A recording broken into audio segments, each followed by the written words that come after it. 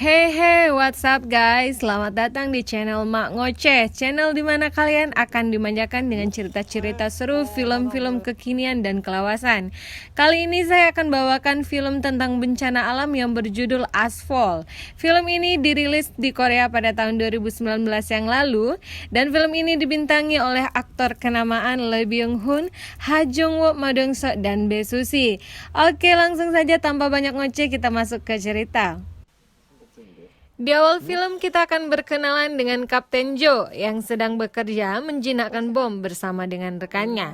Dia lupa bahwa hari itu adalah hari di mana dia harus menemani istrinya untuk periksa kehamilan. Di sini pemeran istri Kapten Jo sendiri adalah Bae Suzy, yang tentunya para Korean drama nggak asing lagi dengan wanita satu ini. Di film ini kita panggil saja ia Mbak Ji. Setelah menyelesaikan tugasnya dalam menjinakkan bom, Kapten Jo tentunya akhirnya pulang untuk menemui istrinya. Namun beliau terjebak macet di jalan. Karena bosan dengan kemacetan tersebut, secara tidak sengaja Kapten Jo melihat berita di Videotron yang berada di tengah-tengah kota, yang saat itu sedang menyiarkan proses denuklerisasi antara Amerika Serikat dan Korea Utara. Lalu tanpa terduga dari video tersebut, terlihat telah terjadi gempa yang sangat dahsyat hingga menyebabkan gedungnya runtuh. Kepanikan pun terjadi di mana-mana. Tidak lama kemudian, seluruh penduduk kota mendapatkan pesan dari pemerintah, di mana pesan tersebut mengatakan telah terjadi bencana darurat, yaitu gempa bumi berkekuatan 7,8 skala Richter. Tiba-tiba dari arah belakang terdengar suara ledakan dan goncangan yang sangat dahsyat hingga membuat semua orang panik tentunya. Kapten Jo kemudian bergegas tancap gas bak pembalap F1 menuju rumahnya.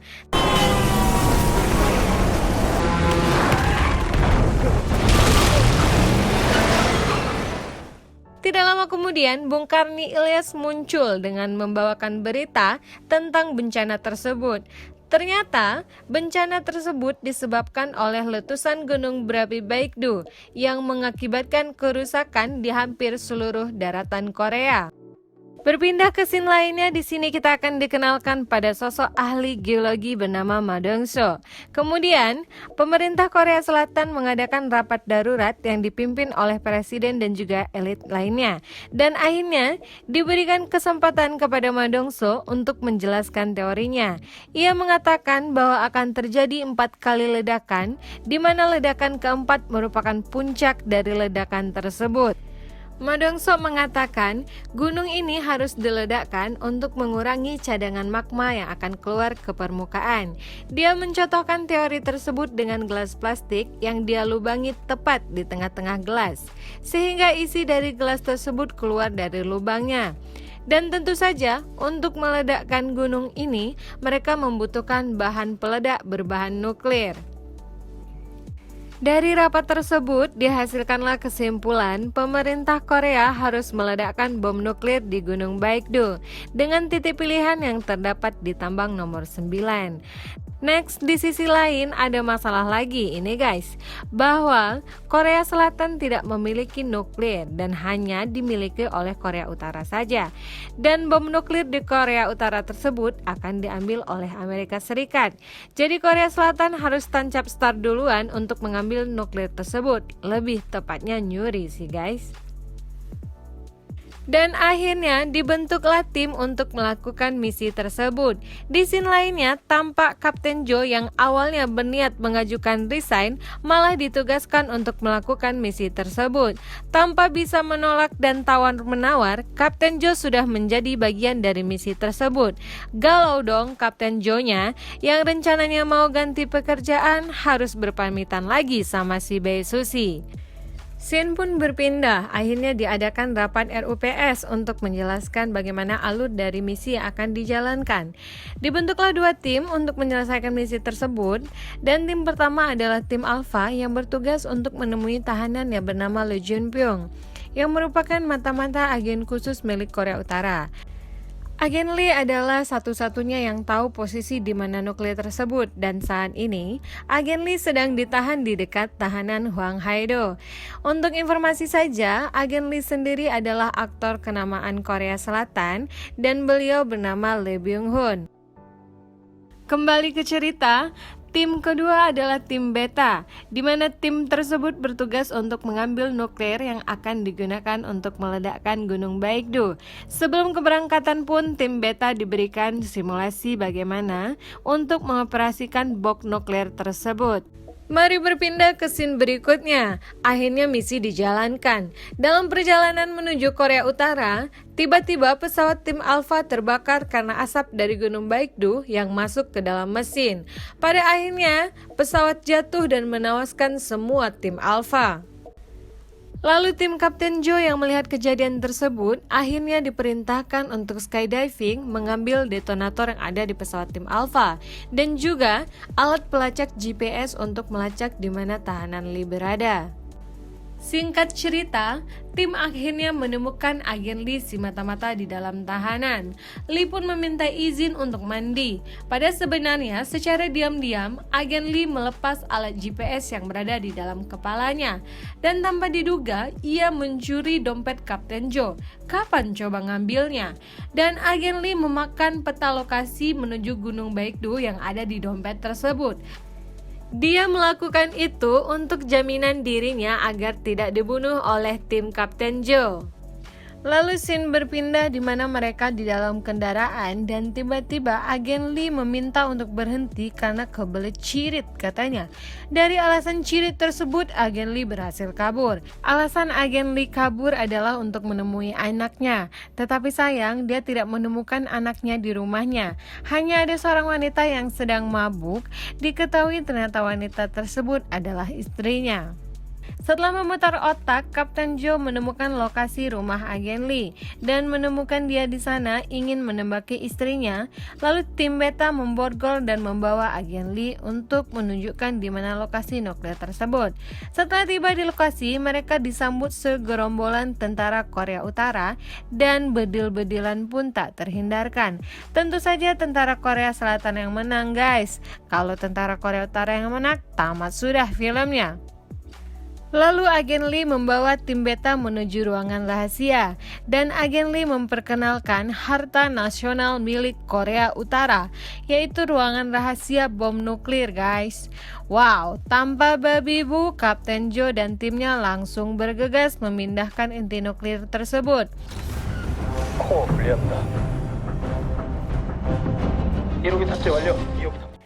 Tiba-tiba, letusan Gunung Baekdu membuat ruangan bergoyang. Itu mengharuskan mereka segera cabut dari tempat tersebut. Sialnya, Agen Lee berhasil kabur duluan dan meninggalkan mereka di dalam ruang bawah tanah tersebut. Beruntung Agen Lee akhirnya kembali lagi menjemput mereka karena ada maunya.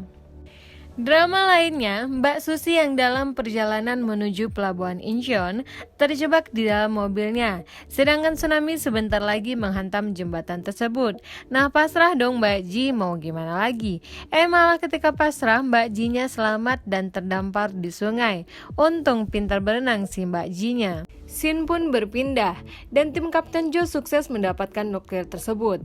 Gempa pun semakin menjadi-jadi dan membuat mereka terhuyung-huyung untuk keluar dari tempat tersebut. Saat sampai di luar, tanpa diduga mereka sudah disambut dengan serangan dari tim lain, sehingga tim dari Kapten Jo terluka parah dan hanya tersisa Agen Lee dan Kapten Jo saja. Mereka berdua berhasil kabur, namun Agen Lee mulai memainkan peran antagonisnya dengan langsung menyetrum Kapten Jo.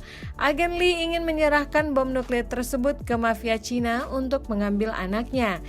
Akhirnya terjadilah pertarungan di antara mereka berdua dan Kapten Jo berniat ingin menyetrum Agen Lee. Apa daya, keduanya malah sama-sama kesetrum. Pertandingan pun seri. Lalu di tempat lain, Bujo yang berhasil selamat dari serangan tsunami sedang menaiki bus untuk menuju ke pelabuhan Incheon. Di dalam bus tersebut, Bujo bertemu dengan Profesor Kang yang pura-pura tidak mengenalnya, padahal memang tidak saling kenal. Singkat cerita, scene berpindah ke Kapten Jo dan Agen Lee. Mereka berdua berjalan membawa nuklir tersebut dan mampir di sebuah Indomaret kosong. Tiba-tiba mereka disergap oleh tentara Amerika yang juga menyerang mereka di awal tadi untuk mengambil kotak nuklir yang mereka bawa. Mereka berdua yang sudah terjebak lalu dikagetkan dengan suara tabrakan hebat antara bus dan tembok. Ternyata Kapten Jo dan Agen Lee diselamatkan oleh anak buah Kapten Jo yang selamat dari serbuan tentara Amerika yang pertama. Akhirnya mereka kabur menggunakan bus tadi, kejar-kejaran pun tak terelakkan. Hingga sampailah mereka di sebuah jembatan. Jembatan itu goyang dan akan roboh yang disebabkan oleh gempa susulan dari Gunung Baekdu. Di jembatan ini juga mereka berhasil kabur dari kejaran tentara Amerika yang satu persatu masuk ke jurang. Jahat sih. Mereka pun lalu pergi dengan berganti mobil taksi. Di dalam mobil tersebut, mereka saling menodongkan senjata untuk menentukan tujuan bom ini kemana akan dibawa. Di sini Kapten Jo pasrah dengan mengatakan, "Aku wes dewean, bojoku longo neng Amerika dan misi ini belum tentu berhasil. Wes sak senangmu." Karena perkataan Kapten Jo itu, Agen Lee luluh hatinya. Lalu Agen Lee menyuruh Kapten Jo pergi ke tambang dan dia pergi menemui anaknya. Agen Lee lalu memberikan peta yang dibuatnya ke Kapten Jo. Di tengah perjalanan menuju tambang, Kapten Jo ditelepon oleh Profesor Kang yang memberitahu kalau Kapten Jo salah jurusan dan harus pindah ke lokasi tambang nomor 7, yang berarti dia harus balik lagi menemui Agen Lee untuk menunjukkan di mana tambang nomor 7 berada. Sementara di Wuqiang, Agen Lee berhasil menemui anaknya. Lalu tiba-tiba datang sekelompok mafia Cina untuk menagih nuklir yang dijanjikan oleh Agen Lee. Namun, nuklir tersebut telah dibawa oleh Kapten Jo. Tanpa mereka sadari, tentara Amerika juga telah berada di lokasi dan baku tembak pun terjadi. Di saat bedil-bedilan terjadi, Kapten Jo datang di tengah-tengah mereka dengan membawa nuklir box dalam keadaan aktif dan tidak bisa dimatikan. Melihat keadaan itu, kedua kubu akhirnya mundur teratur. Nah, disinilah akhirnya kedua kubu Amerika dan mafia Cina kabur. Dan pada akhirnya yang bertugas mengantarkan bom adalah Kapten Jo dan Agen Lee. Kedua anak buah Kapten Jo dan anak dari Agen Lee disuruh pulang balik duluan. Scene pun berpindah di mana Kapten Jo dan Agen Lee dalam perjalanan menuju Gunung Baekdu. Gunung Baekdu sendiri sebentar lagi mengalami fase letusan keempat di mana ledakannya sangat amat dahsyat. Mereka berdua sampai di tambang nomor 7 dan masuk menuju ruang paling dalam di tambang tersebut. Tetapi mereka mengalami masalah, yaitu macetnya lift yang menuju dasar terowongan. Mereka akhirnya memutuskan untuk meledakkan kawat penahan lift agar bisa menuju ke bawah dengan konsekuensi gak bisa balik lagi ke atas. Tanpa diduga, Agen Lee mengorbankan dirinya dengan mengurung diri di dalam lift dan meledakkannya untuk bisa ke bawah tanpa Kapten Jo. Disinilah momen yang sedih banget, guys.